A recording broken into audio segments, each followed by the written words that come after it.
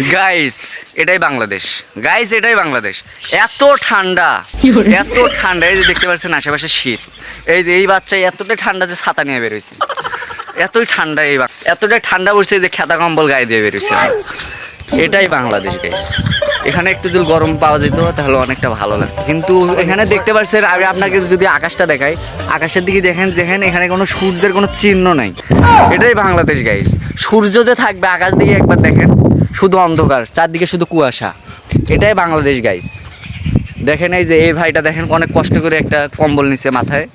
ভাই আপনার অনুভূতিটা কেমন? গরম লাগছে না ঠান্ডা লাগছে? প্রচুর ঠান্ডা গাইস এটা আপনারা ঠান্ডাতে বুঝলেন। আমার গা কাঁপতেছে। এই আবহাওয়া যদি থাকে তাহলে আপনাদের এই ঠান্ডাতে মনে করেন যে জ্বর কাশি সর্দি হওয়ার অনেক সম্ভাবনা আছে, যার কারণে আপনারা দিনের বেলায় অবশ্যই এই দেখেন অলরেডি কিন্তু কাজ ধরে গেছে, তাহলে আপনারা অবশ্যই চেষ্টা করবেন এই বাইরে বের হওয়ার সময় সাথে একটা কম্বল গায়ে দিতে এবং একটা আগুনের ব্যবস্থা করতে। যেখানে পাবেন ওখানে আগুন ধরে একটু গাটা সেক দেবেন।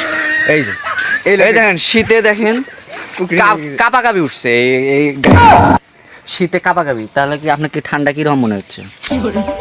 এই দেখছেন কথায় একবার আটকে গেছে। আমরা এই বরফ জমে গেছে ঠান্ডাতে ওনার কাঁপাকাঁপি উঠছে, যার কারণে আমরা আর বেশি কিছু করলাম না গাইস। আমাদেরকে অনেক ঠান্ডা লাগতেছে, আমরা এখন একটা আগুনের ব্যবস্থা করব। আগুন ধরে সেখানে আমরা একটু গাটাকে একটু করবো, কারণ আমাদের শরীরের তাপমাত্রাটা একটু বজায় রাখতে হবে, নয়তো আমাদের জ্বর আসতে পারে, সর্দি আসতে পারে। এই দেখ